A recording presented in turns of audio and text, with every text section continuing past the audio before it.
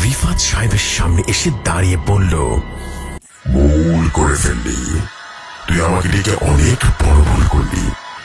আমি মৃত ছিলাম, ভালোই ছিলাম, জাগিয়ে দিবি।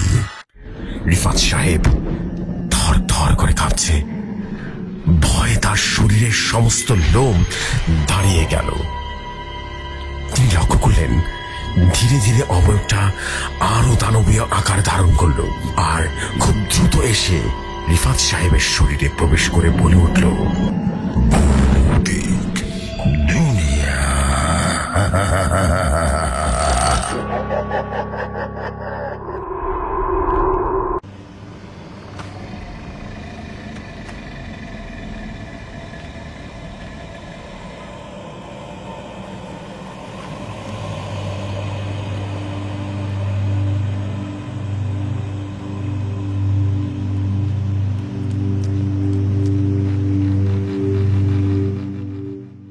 যেভাবে দেখাচ্ছে সেভাবেই পড়ছি। আসসালামু আলাইকুম যশু ভাই, আশা করি ভালো আছেন, ভালোর দলই আছেন। আমি ফিরোজ খান আরেকটি ভৌতিক দুনিয়ার ঘটনা নিয়ে হাজির হলাম। ঘটনাটি ভালো লাগলে আপনি আপনার মতো করে পড়ে শোনাবেন। ঘটনার নাম দিবেন বৃদ্ধ কবিরাজের অলৌকিক ঘটনা। বৃষ্টির রাত, আকাশ কালো মেঘে ঢাকা, বাতাস শিউলি ফুলের গন্ধ যেন মিশে আছে। গ্রামের শেষ প্রান্তে একটি পুরনো বাড়ি। বাড়িটির চারপাশ যেন ঘন জঙ্গল, আর বাড়ির সামনে একটা বিশাল বটগাছ। বাড়ির ভেতরে একটা কক্ষে কেরোসিন ল্যাম্পের আলো যেন বিটবিট করে চলছে, আর সেই আলোয় তিনটা কিশোর বসে আছে। তাদের সামনে একজন বৃদ্ধ, চোখে চশমা, মুখে গম্ভীর অভিব্যক্তি। বৃদ্ধের নাম নবকুমার। বাড়ির সবাই তাকে দাদু বলে ডাকে। আর কিশোর তিনটি হলো তার নিজের নাতি রাহুল, অরুণ এবং বিপুল। নবকুমার ধীরে ধীরে কথা বলা শুরু করলো। আজ আমি তোমাদের এমন এক গল্প শোনাবো যা শুনলে তোমাদের রাতের ঘুম মরে যাবে। এই গল্পটি আমার জীবনের সবচাইতে ভয়ঙ্কর গল্প। রাহুল, অরুণ এবং বিপুল একে অপরের দিকে তাকালো। তাদের চোখে এক অদ্ভুত উত্তেজনা।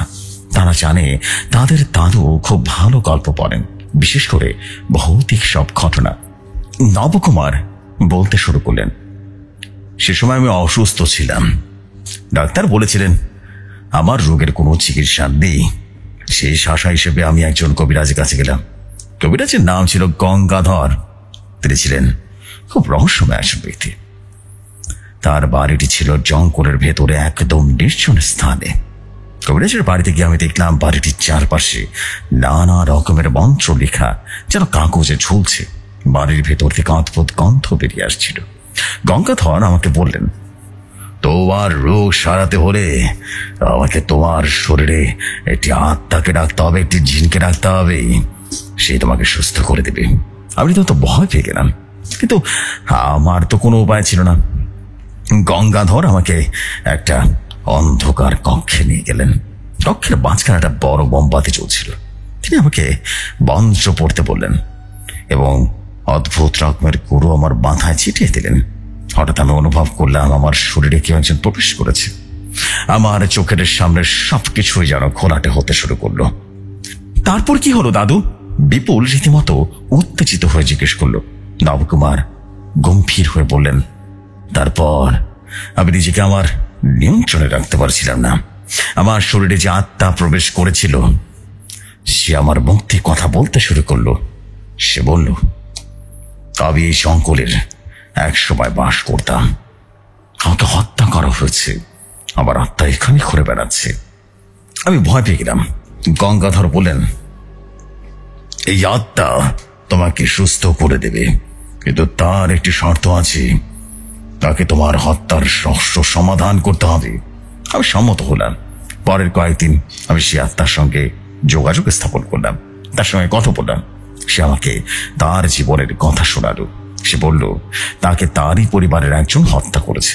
তবে সেই রহস্য সমাধান করার চেষ্টা করলাম, কিন্তু যতই আমি এগোতে চেষ্টা করছিলাম ততই ভয়ঙ্কর ঘটনা ঘটতে লাগলো। এক রাত আমি ঘুমিয়েছিলাম। হঠাৎ আমি শুনতে পেলাম কেউ আমার কানে ফিসফিস করে বলছে। আমি চোখ খুলে দেখলাম আমার বিছানার পাশে একটা ছায়া দাঁড়িয়ে আছে। সে আমাকে বলল, তুমি তুমি যদি আমার রহস্য সমাধান করতে চাও তবে আমাকেও অনুসরণ করো। আমি ভয় রীতিমতো কাঁপতে কাঁপতে তার পেছনে পেছনে চললাম। সে আমাকে জঙ্গলের গভীরে নিয়ে গেল। সেখানে একটা পুরনো কুয়া ছিল। সে বলল, এই কুয়ার ভেতরে আমার দেহ ফেলা হয়েছে। আমি কুয়ার দিকে তাকালাম। হঠাৎ আমি অনুভব করলাম কেউ আমাকে ধাক্কা দিল। আমি কুয়ার ভেতরে পড়ে গেলাম। দাদু, তুমি কুয়ার ভেতরে পড়ে গেলে? বলো কি? অরুণ রীতিমতো ভয় ভয়ে চিৎকার করে বলল। নবকুমার মাথা নেড়ে বললেন, হ্যাঁ, আমি কুয়ার ভেতরে পড়ে গিয়েছিলাম, কিন্তু সেখানে আমি কোনো লাশ দেখিনি, বরং আমি দেখলাম আমার কুয়ার ভেতরে একটা গোপন দরজা আছে। আর সেই দরজা খুলে ভেতরে ঢুকলাম। ভেতরে একটা সুড়ঙ্গ দেখলাম। সেই সুড়ঙ্গ ধরে আমি এগোতে লাগলাম। সুড়ঙ্গ শেষে আমি একটা কক্ষে গিয়ে পৌঁছে গেলাম। সে একটা বমি ছিল। বমিটার পাশে একটা ডায়েরি পড়েছিল। আমি ডায়েরিটা রীতিমতো খুলে পড়লাম। তাতে লেখা ছিল, আমি গঙ্গাধর। আমি এই মমিটির মাধ্যমে অমরত্ব লাভ করেছি, কিন্তু এই মমিটির জন্য আমাকে অনেক মানুষের আত্মা বলি দিতে হয়েছে। আমি বুঝতে পারলাম গঙ্গাধর আসলে এমন একজন ভয়ঙ্কর মানুষ, তিনি মানুষের আত্মা বলি দিয়ে অমরত্বের লাভ করতে চাইছেন। আমি ভয় ভয় কাঁপতে লাগলাম। হঠাৎ আমি শুনতে পেলাম কি আমার পেছনে আসছে। আমি ফিরে তাকালাম। গঙ্গাধর সেখানে দাঁড়িয়ে আছে। গঙ্গাধর আমাকে বললেন, তুমি আমার রহস্য জানতে পেরেছ, এখন তোমাকে বলি হতে হবে। আমি যেন ভয় চিৎকার করতে লাগলাম। হঠাৎ করে আমি অনুভব করলাম আমার শরীর থেকে আত্মা বেরিয়ে গেল। সে গঙ্গাধরকে আক্রমণ করলো। গঙ্গাধর আর্তনাদ করতে লাগলো। আমি সেই সুযোগ পেয়ে সেখান থেকে রীতিমতো পালিয়ে গেলাম। তারপর কি হলো দাদু? রাহুল জিজ্ঞেস করলো।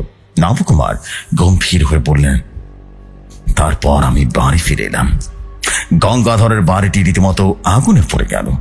সে আত্মা আমাকে সুস্থ করে দিয়েছিল, কিন্তু তারপর থেকে আমি কোনোদিন সে কবিরাজের কাছে যায়নি।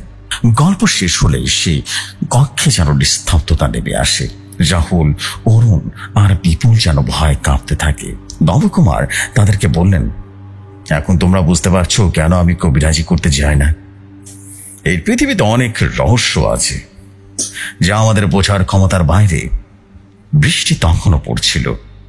বাতাসে শিউলি ফুলের গন্ধ যেন মিশে আছে, কিন্তু সেই গন্ধ এখন ভয়ের অনুভূতি জাগিয়ে তুলেছে।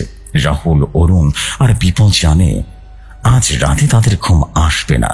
তাদের মনে হবে কেউ যেন তাদের পেছনে দাঁড়িয়ে আছে, আর সেই হয়তো বা কেউ কোনো এক আত্মা যে এখনো এই জঙ্গলে ঘুরে বেড়াচ্ছে। নবকুমারের গল্প শেষ হওয়ার পর এক গা ছমছমা নিস্তব্ধতা বয়ে এলেও কেরোসিন ল্যাম্পের আলো মিটমিট করে তখনও জ্বলছিল, আর তার ছায়াগুলো দেয়ালে নাচছিল যেন কোনো অদৃশ্য সত্তা গল্পের ভয়াবহতা যেন আর বাড়িয়ে দিচ্ছিল। রাহুল, অরুণ এবং বিপুল একে অপরের দিকে তাকালো। তাদের মুখে ভয়ের ছাপ স্পষ্ট।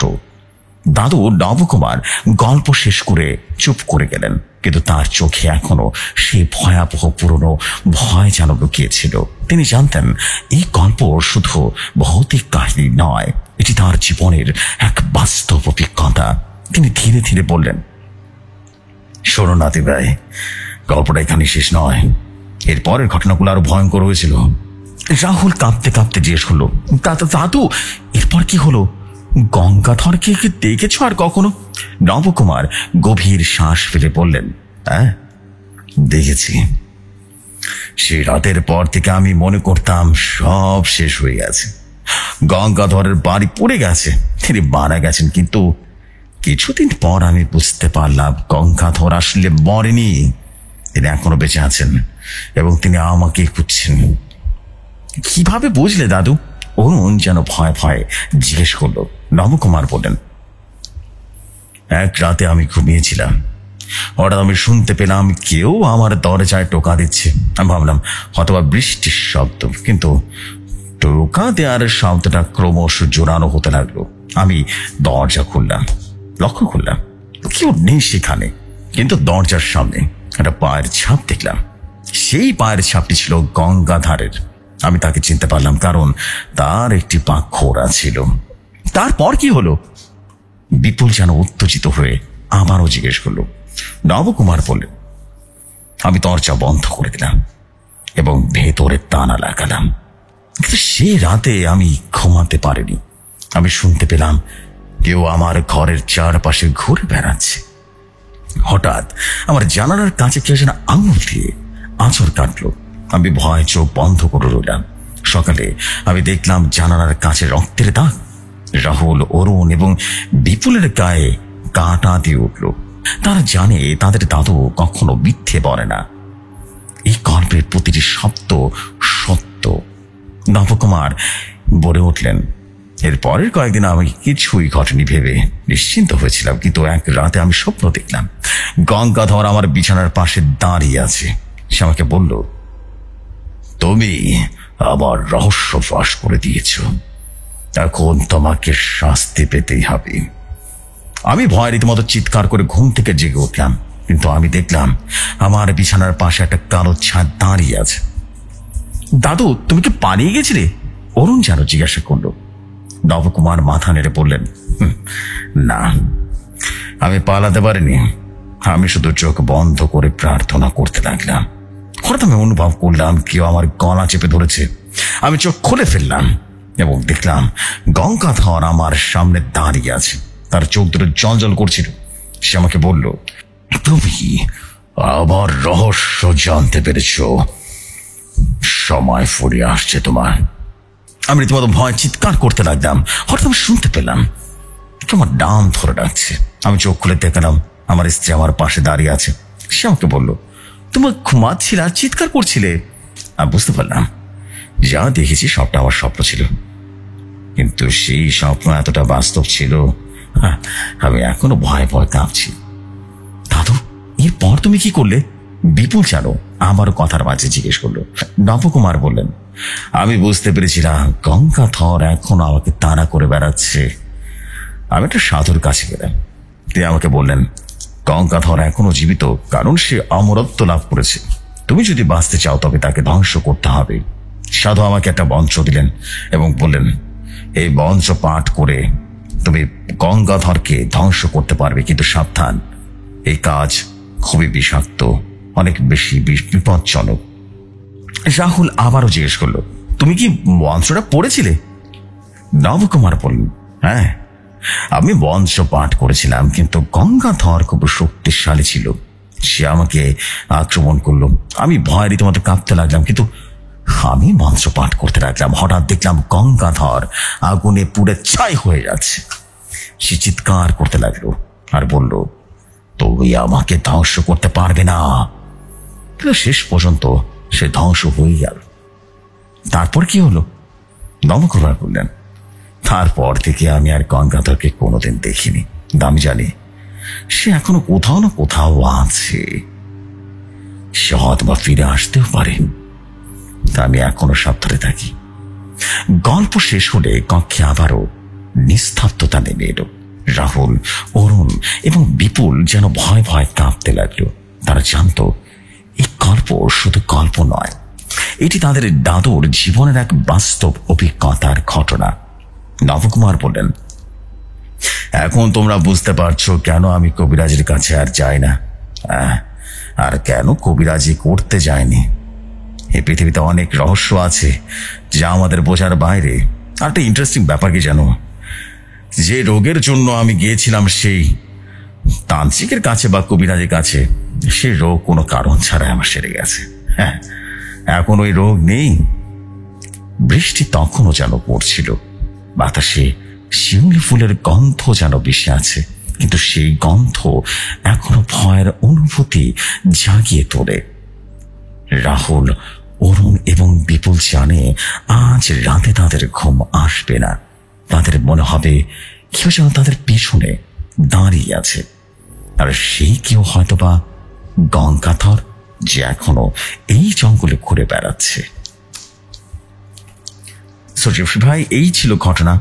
যদি ঘটনাটি ভালো লাগে তাহলে আপনি ভৌতিক দুনিয়ার কোনো এক এপিসোডে পড়ে শোনাবেন দয়া করে। লাভ ইউ ভাইয়া, আপনার সাথে আছি, ছিলাম, সবসময় থেকে যাব। আসসালামু আলাইকুম, আমি ফিরোজ খান বলছিলাম।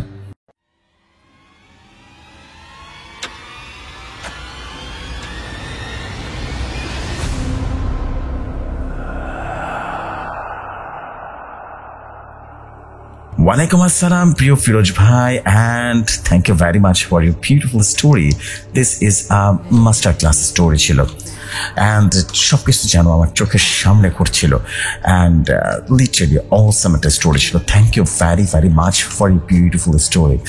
I believe শুধুমাত্র আমার কাছে নয়, সবার কাছে ঘটনাটি অনেক বেশি ভালো লেগেছে. প্রাণবন্ত এক ঘটনা ছিল, যেন সবকিছু চোখের সামনে ঘটছে এমন এক ঘটনার উপহার দিয়েছেন আপনি আমাকে. সত্যি অনেক বেশি আনন্দিত, অনেক বেশি কৃতজ্ঞ এই ঘটনার জন্য, এবং আমি চাই আপনি এভাবেই দারুণ সব ঘটনা সবসময় আমাদেরকে পাঠাবেন. আপনাদের প্রতিটা ঘটনায় আমি শেয়ার করব ভৌতিক দুনিয়ায় এবং ভৌতিক কথায়. এনিওয়েজ,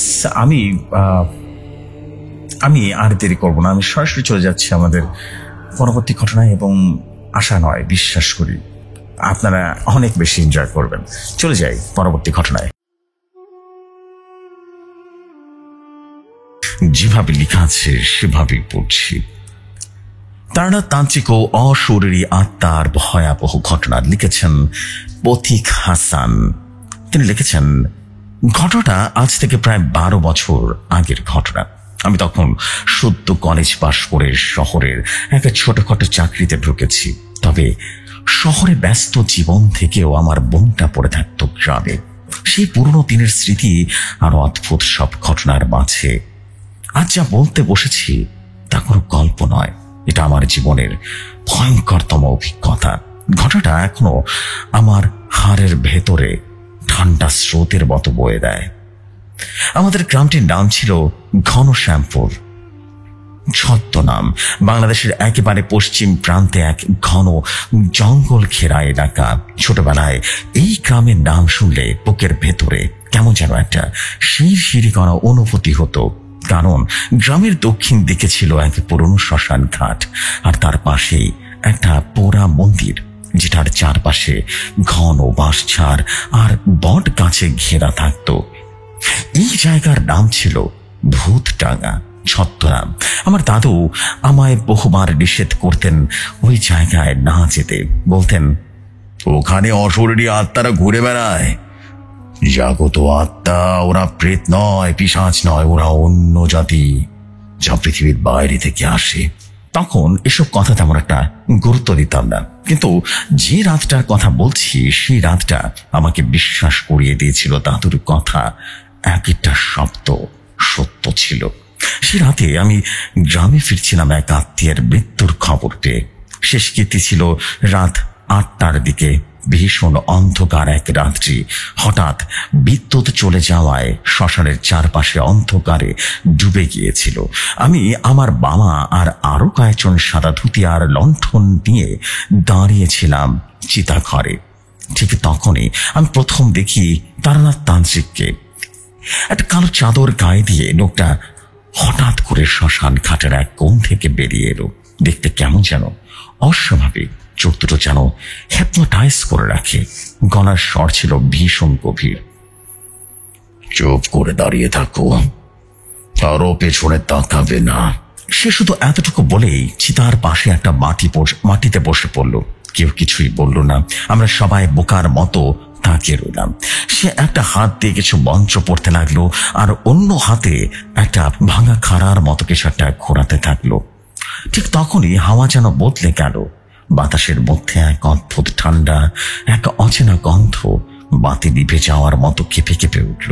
আর আমি স্পষ্ট দেখতে পেলাম চিতার থেকে খানিকটা দূরে একটা ছায়া, একটা নারী দেহের অবয়ব, অথচ সেখানে কোনো পা নেই. শরীরটা অস্বচ্ছ, মুখ নেই, শুধু এক জোড়া গভীর গহ্বরের মতো চোখ. আমি চিৎকার করে উঠলাম, কিন্তু গলা দিয়ে কোনো আওয়াজ বের হচ্ছিল না.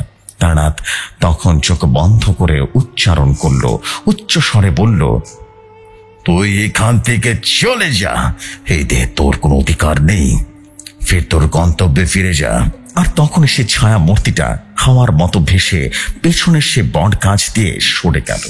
আর একটা বিকট কান ফাটানো চিৎকার, যেন যেটা মানুষের নয়, পশুর না, পুরো শ্মশান কাঁপিয়ে দিল. পরের রাতে আমি আর তারানাথ একসাথে শ্মশানের পাশে বসেছিলাম. সে আমায় বলেছিল, ওটা একটা অশরীরী আত্মা, অনেক সময় মানুষ মারা যাওয়ার পরেও কোনো পাপ, প্রতিহিংসা বা অসমাপ্ত বাসনা তাদের আত্মাকে পৃথিবীতে আটকে রাখে। সাধারণ প্রেত নয় ওরা, ওরা ভয়ঙ্কর। আমি জিজ্ঞেস করলাম, আপনি সব জানলেন কিভাবে? সে হাসলো আর বলল, আমি তান্ত্রিক বাণী। সবাই ভাবে মন্ত্র যন্ত্র ভয় দেখানো, কিন্তু আমি দেখেছি আত্মার অভিশাপ কেমন করে মানুষকে ধ্বংস করে দেয়। তুমি যদি চাও আমি তোমাকে এমন একটা গল্প বলবো যেখানে এক অশরীরী আত্মা কিভাবে পুরো একটা গ্রামকে শেষ করে দিয়েছিল তা জানাবো। আমি কাঁপা কাঁপা গলায় বললাম, বলুন না। তারানাথ মাথা নিচু করে ধীরে ধীরে বলা শুরু করলো। সেই রাতে তারানাথের চোখের সামনে বসে আমি যেন নিজের অস্তিত্ব ভুলে গিয়েছিলাম। একটা অলৌকিক অথচ ভয়ঙ্কর শক্তির স্পর্শে আমার চারপাশ কেমন যেন ঝাপসা হয়ে যাচ্ছিল। তার ঠান্ডা কণায় বলা প্রতিটা কথা যেন ঘুরে ঘুরে আমার মগজ যেন ধাক্কা মারছিল। সে বলল, তুই শুনেছিস কখনো এক আত্মা একটার পর একটা লোককে খেয়ে ফেলেছে? তারানাথ হঠাৎ প্রশ্ন করল। আমি রীতিমতো চমকে উঠলাম আর বললাম, মানে? সে বলল, ঘটনাটা 1998 সালের ঘটনা। জায়গার নামটা বলবো না, কিন্তু আমি নিজে গেছিলাম সেখানে। এক অশরীরী আত্মা যে একটা নারী ছিল জীবদ্দশায়, যার নাম ছিল চৈতালি। জীবিত কালে সে ভয়ঙ্কর সুন্দর রূপবতী ছিল, কিন্তু অভিশপ্ত জীবন ছিল তার। স্বামী তাকে শ্বাসরুদ্ধ করে মেরেছিল, কারণ সে সন্তান ধারণে অক্ষম ছিল। আর সেই অপবাদে চৈতালি মরেছিল জ্বলন্ত অভিমানে। মৃত্যুর পর সে ফিরেছিল, কিন্তু নারী রূপে নয়, এক অশরীরী রূপে। তারানাথ আরো বলছিল, প্রথমে তার স্বামী, তারপর ননদ, তারপর তার শ্বশুর, যাদের হাতে তার মৃত্যু হয়েছিল। একটা একটা করে সে কিভাবে কেড়ে নিল আমি নিজে চোখে দেখেছি। নিজে সব মৃত্যুতে একটা ব্যাপার কমন ছিল।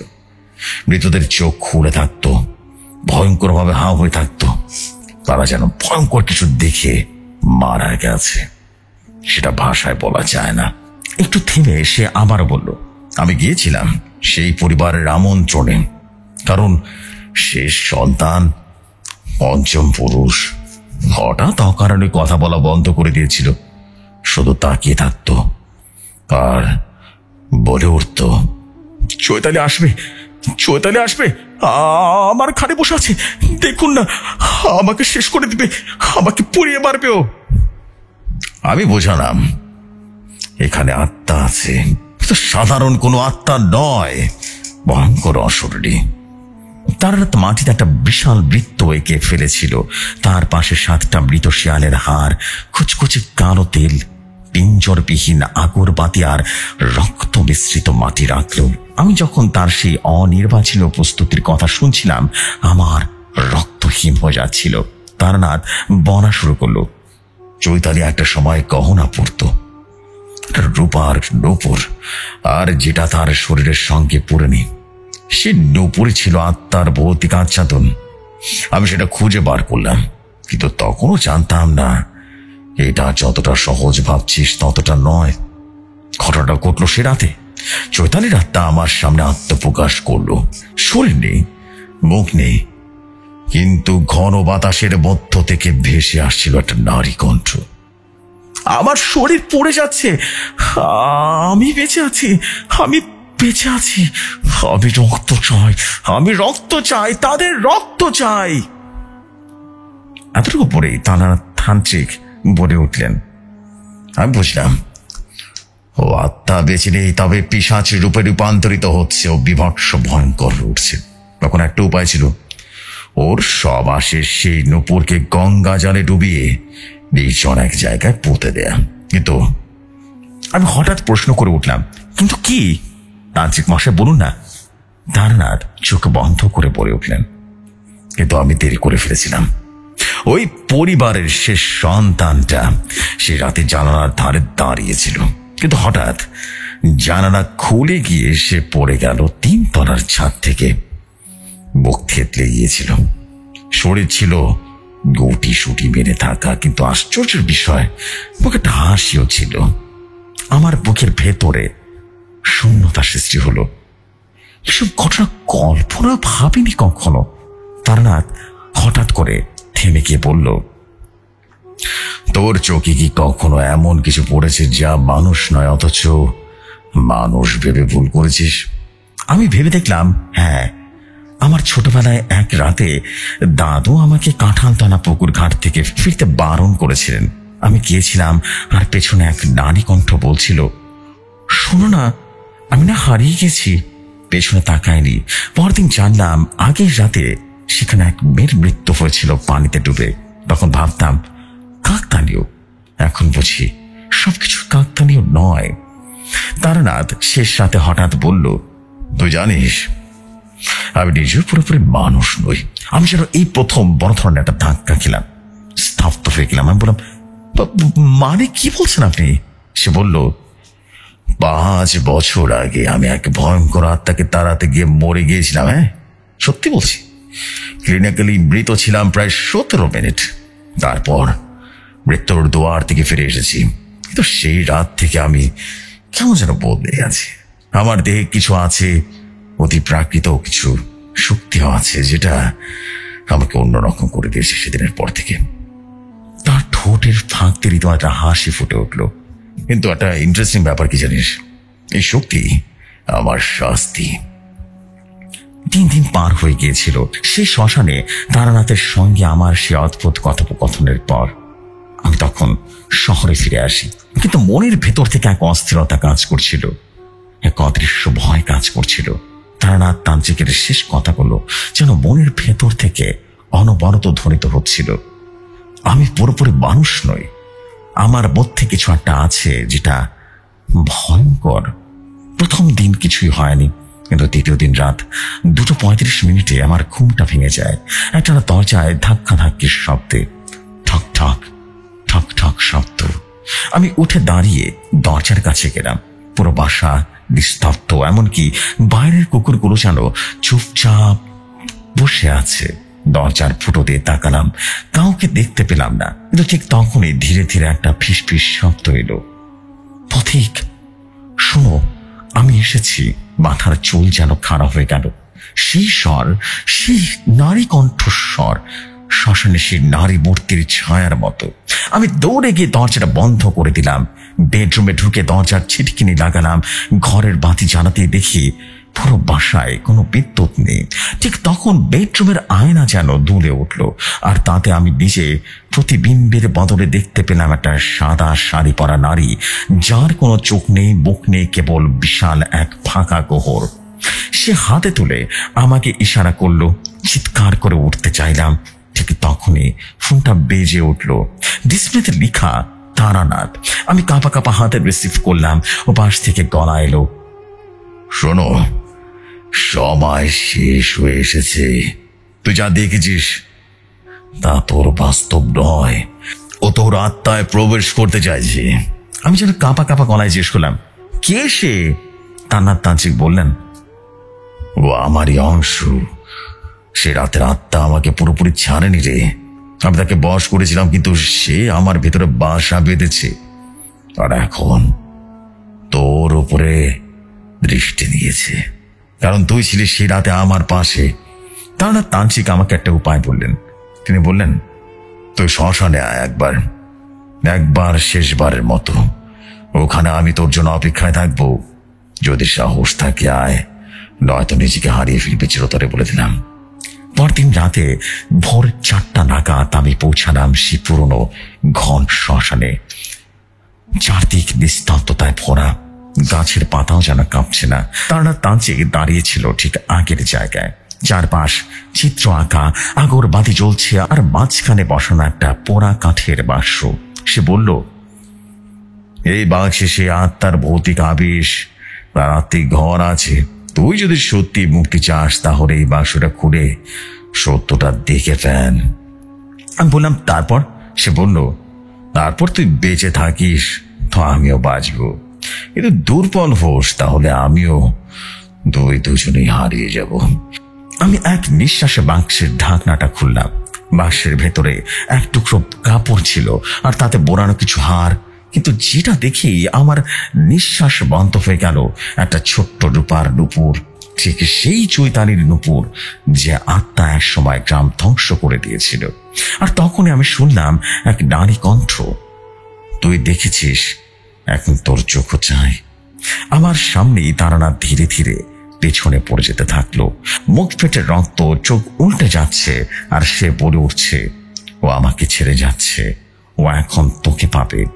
চিৎকার করে আমার দিকে এগিয়ে এলো সে অশরীরী ছায়া। আমি দৌড়ে গিয়ে সেই নুপুরটা তুলে রীতিমতো আগুনে ছুড়ে দিলাম। আর ঠিক তখন একটা বোমার মতো বিস্ফোরণ ঘটলো। আগুন ছড়িয়ে পড়ল চতুর্দিকে। তারানাথ তান্ত্রিক আর আমি ছিটকে পড়লাম আলাদা জায়গায়। কিছুক্ষণ পর আমি চোখ খুললাম। চারদিক নিস্তব্ধ, আগুন নেই, ছায়া নেই, তারানাথ নেই। আমি শুধু দেখলাম হাতে একটা ফোঁটা রক্ত, আর গায়ের পাশে পড়ে আছে সেই রূপার নুপুর অক্ষত। তারানাথের কোনো খোঁজ মেলেনি। আর পরদিন পুরো এলাকা খুঁজেও তার লাশ পাওয়া যায়নি। আমার হাতের দাগটা আজও রয়ে গেছে। প্রতি পূর্ণিমা রাতে সেই দাগটা যেন জল জল করতে থাকে। আজ এত বছর পর আয়নায় কখনো একটা কারো ছায়া দেখতে পাই, যার পাশে হঠাৎ হাওয়ার শব্দ, রাতের দরজায় ঠক ঠক আওয়াজ, সেগুলো কেন যেন থেমে যায় না। আমি জানি তারানাথ হয়তো শেষ পর্যন্ত নিজেকে উৎসর্গ করেছিল কিছু অশরীরী আত্মার। সত্যি কি হার মানে, নাকি অপেক্ষা করে অন্য কাউকে পাওয়ার জন্য, তা কে জানে। এটাই ছিল আমার ঘটনা। যদি ঘটনাটি ভালো লাগে, পড়ে শোনাবেন ভৌতিক দুনিয়াতে।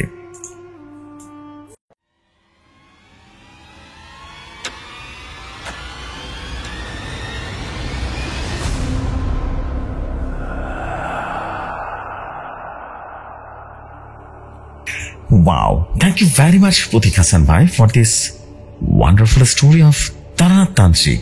অদ্ভুত ছিল ঘটনাটা, and I believe ঘটনাটি যেমন অদ্ভুত ছিল ঠিক তেমনি এন্ডিংটাও খুবই ইমোশনাল ছিল। সবশেষে বলবো যে সত্যি খুবই ইন্টারেস্টিং স্টোরি লিখেছেন, যেটা শেয়ার করার মতো একটা স্টোরি ছিল। থ্যাংক ইউ ভেরি মাচ আপনাকে এই অসাধারণ ঘটনার জন্য। আপনার পরবর্তী ঘটনার অপেক্ষায় থাকলাম। ইনশাল্লাহ সবাই সুযোগ করে আপনি পরবর্তী ঘটনাটাও লিখে দেবেন প্রতীক হাসান ভাই। আপনার স্টোরি খুব সুন্দর ছিল, আপনার তারানাথ তান্ত্রিকের স্টোরি ঘটনাটা বেশ সুন্দর ছিল। চলেছি আমরা আমাদের আজকের এপিসোডের সর্বশেষ ঘটনায়।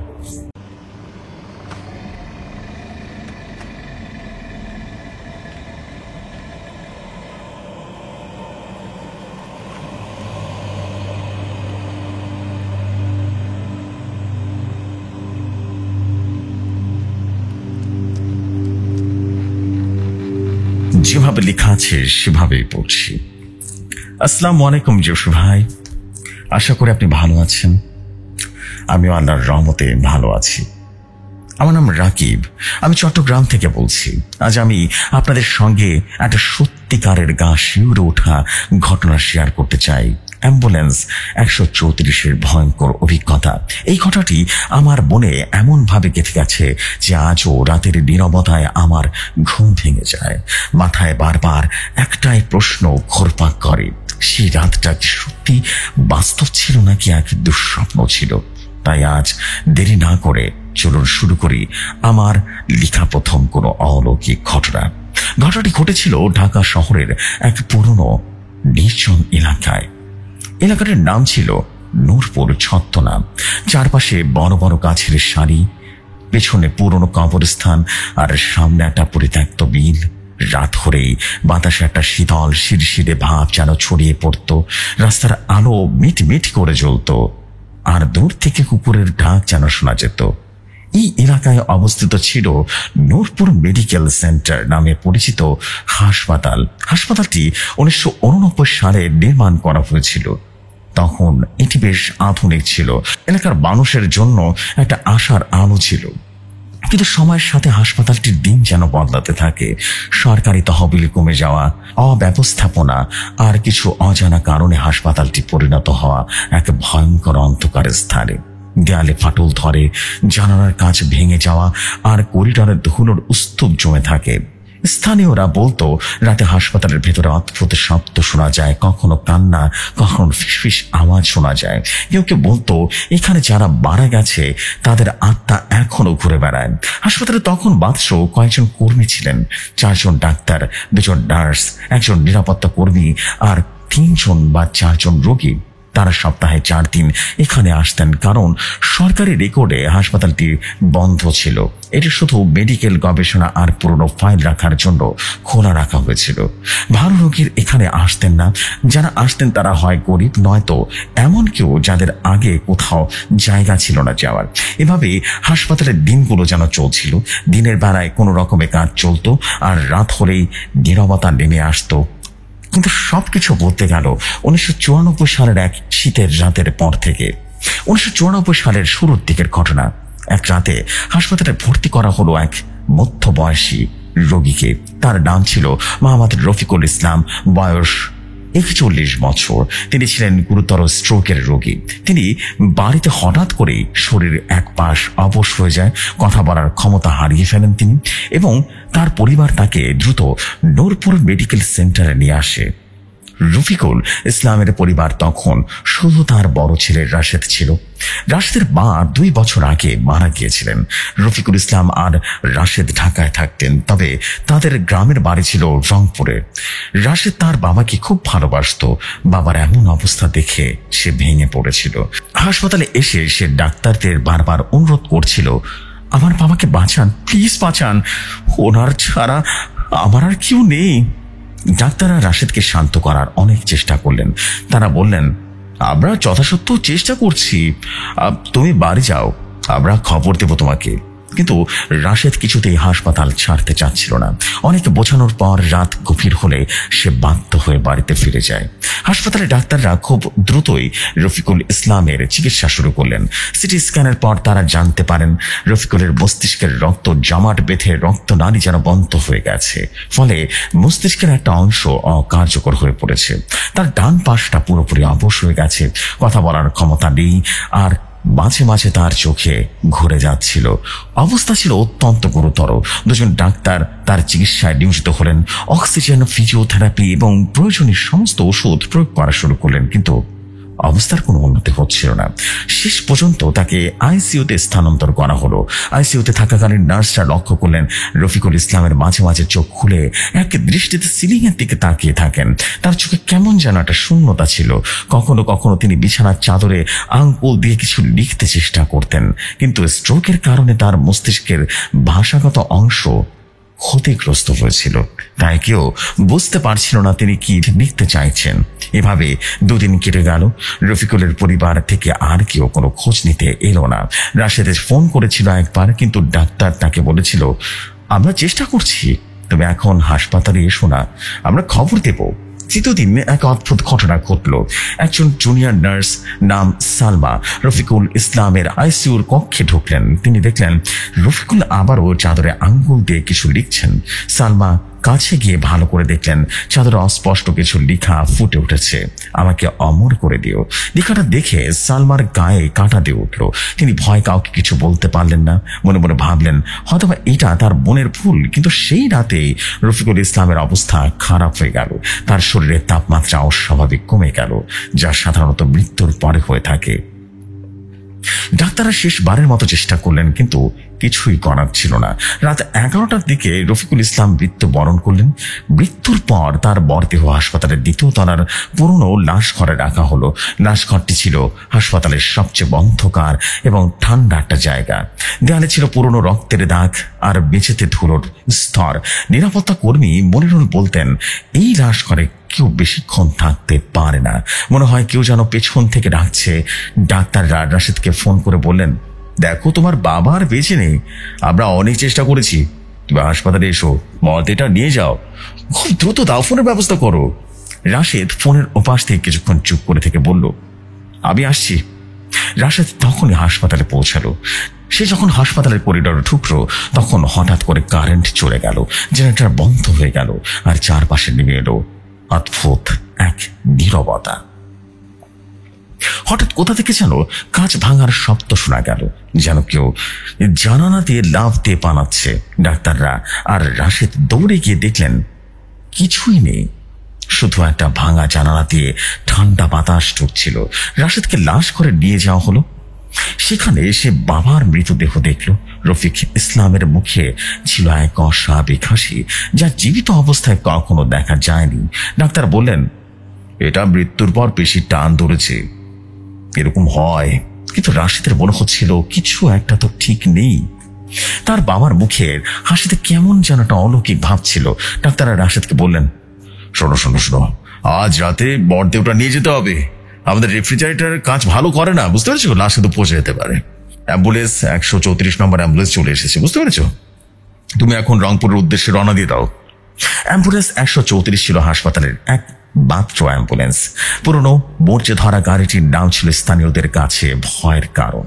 কেউ কেউ বলতো এই অ্যাম্বুলেন্সে যারা যায় তারা নাকি আর ফিরে আসে না। অ্যাম্বুলেন্সের চালক ছিলেন হারুন মিয়া, একজন খুবই বৃদ্ধ মানুষ। তিনি দীর্ঘদিন ধরে অ্যাম্বুলেন্স চালিয়ে আসছেন। তার অভিজ্ঞতা ছিল অপরিসীম, কিন্তু সেই রাতে তার মন অশান্ত হয়ে গেল। তার সঙ্গে ছিল জুনিয়র নার্স সালমা, যাকে নির্দেশ দেওয়া হয়েছিল মরদেহ রংপুরের হস্তান্তর করে ফিরতে হবে। আর ছিলেন রাশেদ, রফিকুল ইসলামের একমাত্র ছেলে। রাত 11টায় অ্যাম্বুলেন্স 134 ঢাকা থেকে রংপুরের উদ্দেশ্যে যাত্রা শুরু করলেন। রাস্তা ছিল নির্জন, চারপাশে গভীর অন্ধকার। শুধু অ্যাম্বুলেন্সের হেডলাইটের আলো রাস্তার একটা ছোট্ট অংশ আলোকিত করছিল। হারুন মিয়া গাড়ি চালাচ্ছিলেন, সালমা পেছনের সিটে বসেছিলেন, আর রাশেদ কফিনের পাশে বসে মাথা নিচু করেছিল। যাত্রা শুরু হতেই অদ্ভুত ঘটনা ঘটতে শুরু করলো। হারুন মিয়ার গাড়ির রিয়ার ভিউ মিররে দেখতে পেলেন পেছনে কে যেন বসে আছে। তিনি ঘাড় ঘুরিয়ে দেখলেন, কিন্তু কাফন ছাড়া কিছুই নেই। তিনি মনে মনে ভাবলেন, হয়তো চোখের ভুল হবে, কিন্তু তার হৃৎপিণ্ডটা দ্রুত লাফাচ্ছিল। কিছুক্ষণ পর অ্যাম্বুলেন্সের সাইরেন নিচে নিচেই চালু হয়ে গেল। তীক্ষ্ণ এক শব্দের সবাই যেন চমকে উঠল। হারুন মিয়া দ্রুত সাইরেন বন্ধ করলেন, কিন্তু কিছুক্ষণ পর আবারও সাইরেন বেজে উঠল। সালমা ভয় ভয় বললেন, এইটা কি হচ্ছে? আমার গায়ে কাঁটা দিয়ে উঠছে, মনে হচ্ছে কেউ যেন নিঃশ্বাস নিচ্ছে।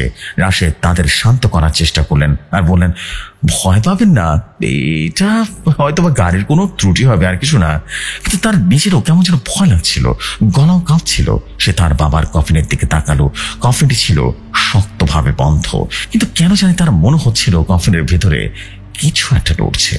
রাত 2:10 অ্যাম্বুলেন্স টাঙ্গাইল বাইপাসে পৌঁছালো। হঠাৎ গাড়িটি নিজেই বন্ধ হয়ে গেল। হারুন মিয়া ইঞ্জিন চালু করার চেষ্টা করলেন, কিন্তু কিছুতেই গাড়ি স্টার্ট হচ্ছিল না। তিনি নেমে ব্যাটারি, ফুয়েল সবকিছু চেক করলেন, কোনো সমস্যা নেই, তবে গাড়ি একেবারে নিশ্চুপ। এমন সময় সালমা চিৎকার করে উঠলেন, ভাই ভাই, কফিটা নড়ে উঠছে। রাশেদও ভয় পেয়ে চমকে উঠল। সে বলল, কি বলছেন এসব? এইটা কিভাবে সম্ভব? হারুন মিয়া দৌড়ে পেছনে এলেন। তারা দেখলেন কফিনের ঢাকনা 1 ইঞ্চি খোলা, অথচ কফিনটা শক্তভাবে বন্ধ ছিল। হঠাৎ গাড়ির লাইট বন্ধ হয়ে গেল। চারপাশ গভীর অন্ধকার। তখনই কোথা থেকে যেন একটা কণ্ঠস্বর শোনা গেল, আমি এখনো বেঁচে আছি। কণ্ঠটা ছিল ঘরঘরে, কেমন যেন কবর থেকে উঠে আসা একটা আত্মার মতো। রাশেদ চোখ বড় বড় করে কফিনের দিকে তাকালো। কফিনের ঢাকনাটা পুরোপুরি খুলে গেল। সালমা ভয়ে কোরআন শরীফের আয়াত পড়তে শুরু করলেন। তার হাত পা যেন কাঁপতে শুরু করলো। হারুন মিয়া রীতিমতো ভয় পেয়ে গেলেন, কিন্তু তার অদ্ভুত অভিজ্ঞতা জোরে জোরে নিজেকে সামলালেন। তিনি গাড়ির সামনে গিয়ে আবারও ইঞ্জিন চালু করার কথা চেষ্টা করলেন, কিন্তু তখনই সালমা চিৎকার শোনা গেল, সে উঠে বসেছে, রফিকুল সাহেব উঠে বসেছে। রাশেদ ধীরে ধীরে ঘাড় ঘুরিয়ে দেখল, তার বাবা রফিকুল ইসলাম কফিনের অর্ধেক উঠে বসে আছেন। চোখ দুটো রীতিমতো পুরোপুরি সাদা, কোনো পলক নেই। ঠোঁটের কোণে একটা ভয়ঙ্কর হাসি। রাশেদ কাঁপতে কাঁপতে বলল, বাবা, তুমি তো মারা গিয়েছো, তুমি কিভাবে? রফিকুল ইসলামের কোনো উত্তর দিল না। তিনি শুধু তার অপোষ ডান হাতটা তুলে গাড়ির আয়নায় আঙ্গুল বুলাতে লাগলেন। মনে হলো তিনি আবারও কিছু লিখছেন। সালমা গলা চেপে কান্না লুকানোর চেষ্টা করে বলল, আমরা এবার সবাই মরবো, কেউ ফিরতে পারবো না। হারুন মিয়া চিৎকার করে বললেন, আল্লাহর নাম নাও, আল্লাহর নাম নাও, আল্লাহ ছাড়া আমাদের কেউ রক্ষা করতে পারবে না। তখনই গাড়ির জানালার বাইরে কিছু একটা পড়লো, যেন কেউ নখ দিয়ে আঁচড় কাটছে। রাশেদ জানালার দিকে তাকালো। অন্ধকারে কেউ যেন দাঁড়িয়ে আছে, একটা কঙ্কালের মতো ছায়া। তার চোখে ছিল আগুনের মতো লাল জ্যোতি। গাড়ির ভেতরে ঠান্ডা বেড়ে গেছে, শ্বাস নিতে যেন কষ্ট হচ্ছিল। সালমা হঠাৎ করে সংজ্ঞা হারিয়ে পড়ে গেলেন। রাশেদ তার বাবার দিকে তাকালো। রফিকুল ইসলামের মুখে বললেন, আমার ইচ্ছা অপূর্ণ ছিল। আমার আত্মা এখন মুক্ত নয়, কেউই মুক্তি পাবে না। গলার স্বর ছিল বিকৃত, যেন কফিনের ভেতর থেকে জ্বলন্ত কয়লা টেনে নিয়ে যাচ্ছে। হারুন মিয়া সিদ্ধান্ত নিলেন এখান থেকে পালাতে হবে। তিনি জানতেন এই জায়গাটা ভালুকা আর মির্জাপুরের মাঝখানে। এখানে একসময় অনেক দুর্ঘটনা ঘটেছে। কেউ কেউ বলে এই রাস্তায় মানুষ গায়েব হয়ে গিয়েছে। তিনি ব্যাটারিটা খুলে আবারও জোরতে লাগলেন। হঠাৎ করে ইঞ্জিন নিচে থেকে স্টার্ট হয়ে গেল, অথচ চাবি ঘোরানো হয়নি। রাশেদ সালমাকে উঠিয়ে সিটে বসলো। তার বাবা আবারও কফিনে শুয়ে পড়লেন। কফিনের ঢাকনাটা নিচে নিচেই বন্ধ হয়ে গেল। পরবর্তী 4 ঘন্টার কোনো শব্দ হলো না। সালমা আধা জ্ঞান অবস্থায় পড়েছিলেন। হারুন মিয়া ঠোঁট কাঁপিয়ে সূরা পড়তে পড়তে গাড়ি চালাচ্ছিলেন। রাশেদে চুপচাপ বসেছিল। তার চোখে ছিল শূন্যতা। ভোর 5:05 অ্যাম্বুলেন্স 134 নম্বর রংপুর শহরে ঢুকলো। রফিকুল ইসলামের বাড়ির সামনে থামাতেই কফিন থেকে শেষবারের মতো একটা আওয়াজ এলো, ধন্যবাদ, এবার আমি ঘুমাবো। রাশেদ জোরে জোরে কাঁদতে লাগলো। কফিন নামানোর সময় মনে হলো এটি অস্বাভাবিক ভারী। জোহরের আজানের পর রফিকুল ইসলামের জানাজা হলো। গ্রামের অনেকে জানাজা অংশ নিল। জানাজা শেষে রাশেদ তার বাবাকে গ্রামের কবরস্থানে কবরস্থ করলো। কবর দেওয়ার পর একজন কবরস্থান কর্মী রাশেদকে বলল, ভাই, কবরের ভেতরে অদ্ভুত শব্দ আসছে, এটা তো স্বাভাবিক লাগছে না, তুমি এখানে বেশিক্ষণ থেকো না। রাশেদ অবাক হয়ে বলল, আমি তো কোনো শব্দ শুনছি না, আপনারা কি কিছু শুনতে পাচ্ছেন? কর্মী তখন বলল, সবাই শুনছে, তুমি শুনছো না? তুমি দ্রুত চলে যাও। রাশেদ আর কিছু না বলে কবরস্থান থেকে চলে গেল। কিন্তু তার প্রশ্ন একটাই, তার বাবার সঙ্গে আসলে কি ঘটেছিল, কি তার রহস্য? অ্যাম্বুলেন্সে কেন এমন অলৌকিক ভয়ঙ্কর ঘটনা ঘটলো? কবরে কেন অদ্ভুত শব্দ শোনা গেল? আর সে কেন শুনতে পেল না? এই প্রশ্নগুলো উত্তর কখনো মেলেনি। ঘটনাটি এখানেই শেষ হয়। ধন্যবাদ জেফরি ভাই। গল্পটি ভালো লাগবে অবশ্যই পড়ে শোনাবেন আপনার সুমধুর কণ্ঠে। আমি রাকিব বলছিলাম।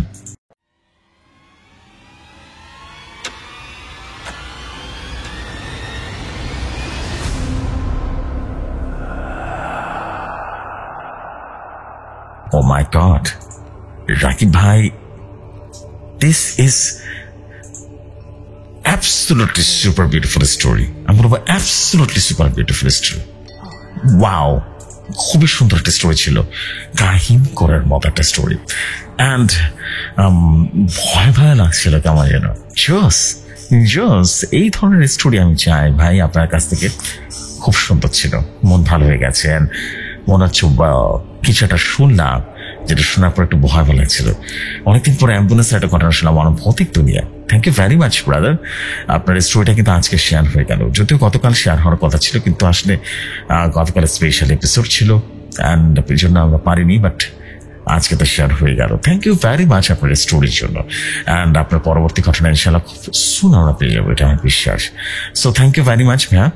আপনার পরবর্তী ঘটনা একটু দ্রুত পাঠিয়ে দিবেন অ্যান্ড যতটা পারবেন দ্রুত সেন্ড করে দেবেন। অ্যান্ড পারলে আমাদের যদি আমরা হোয়াটসঅ্যাপে ন করতে পারেন তাহলে আরো ভালো। হোয়াটসঅ্যাপ নাম্বার হচ্ছে 0400930111। অবশ্যই শুরুতে দেখবেন ভৌতিক দুনিয়ার জন্য ঘটনা। This is it. আর তেমন কিছু করার নেই। আজকে কিন্তু আমরা চলে যাব, আগামীকাল ফিরে আসবো নতুন স্টোরি নিয়ে। ততক্ষণ আমাদের সবাই ভালো থাকুন, সুস্থ থাকুন, মোস্ট ইম্পর্টেন্টলি ভৌতিক দুনিয়ার সাথে থাকুন। আসসালামু আলাইকুম, শুভরাত্রি সবাইকে।